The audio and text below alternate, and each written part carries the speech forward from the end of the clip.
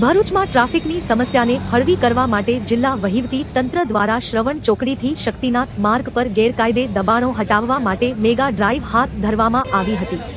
પ્રાંત અધિકારી, મામલતદાર અને પાલિકાના મુખ્ય અધિકારી સહિતની ટીમે ચુસ્ત પોલીસ બંદોબસ્ત સાથે આ કાર્યવાહી શરૂ કરી હતી।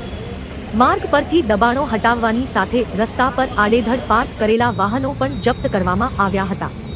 આ અચાનક કાર્યવાહીથી દબાણકારોમાં ભારે ફફડાટ ફેલાયો હતો અને તંત્રએ ભવિષ્યમાં પણ આવી કામગીરી ચાલુ રાખવાનો સ્પષ્ટ સંદેશ આપ્યો છે, જેનાથી શહેરની ટ્રાફિક સમસ્યામાં કાયમી સુધારો થવાની આશા છે।